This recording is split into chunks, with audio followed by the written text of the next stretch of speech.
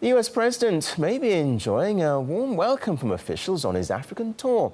There's been more criticism than open arms from some locals. Trade unions and civil society activists rallied outside the parliament in Cape Town ahead of the US president's arrival. Demonstrators came out to criticize a whole range of the administration's politics, like crackdowns on whistleblowers, the failure to close Guantanamo and drone warfare. US aid to the continent has been slashed since he took office, while America's military activities have also stoked discontent. And some say his tour is driven more by Washington's geopolitical interests. Lawrence Freeman from Executive Intelligence Review magazine joins us live now for more perspective on Obama's visit. Thanks for joining us. Now, involvement in Africa is not something new for Washington, given its role in Libya 2 years ago to overthrow Colonel Gaddafi. So what can we expect from Obama's three-nation tour, do you think?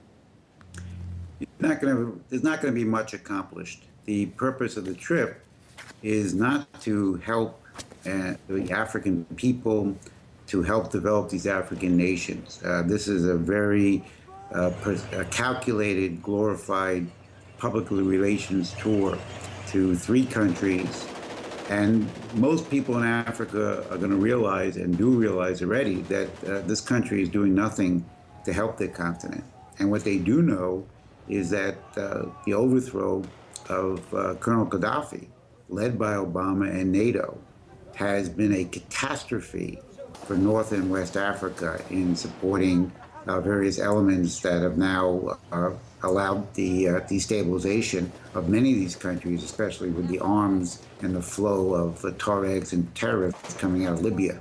So the African people are not pleased or happy with President Obama, and he's going to offer absolutely nothing except maybe entice some private sector companies to make a few investments. But this is really pathetic in terms of what Africa needs. And to what extent is this more about China's influence there? Well, there is this silly notion in the U.S. that somehow China is our competitor in Africa. But in fact, what China has done over the last recent period, 5-10 years, is invest massively and construct all types of infrastructure projects throughout many African countries, totaling tens of billions of dollars per year. So the U.S. has stopped doing that 40 years ago. The U.S. does not build infrastructure. The U.S. does not provide government-backed investment in the kinds of projects that are necessary for the people of Africa. We've done nothing to, for example, develop water management in the Sahel.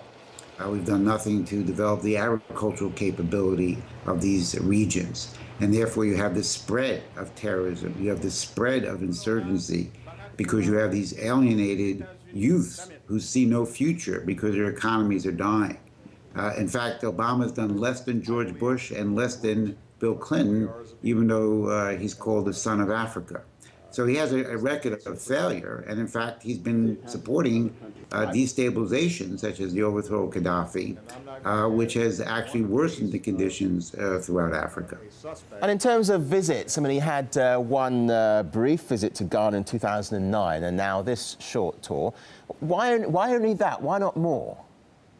Because he's not really concerned. I mean, in 2009, he spent less than 24 hours and made one speech in Ghana.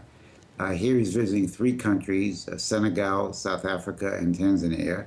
He's avoiding going to other countries, such as Nigeria, such as Mali, many other countries that are on the spotlight right now. And he doesn't have anything to offer them. The United States, the transatlantic community of Europe and the United States, the financial system is collapsing. You see this throughout Europe. We're seeing in the United States. We're dying economically, politically, and culturally. So we have no vision. We have no future.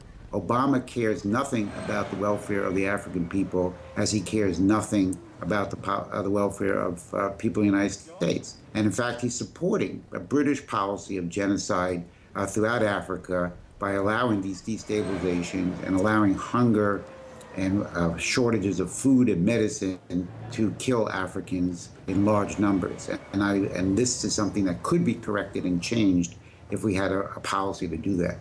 OK, Lawrence Freeman from Executive Intelligence Review magazine. Thank you. Thank you.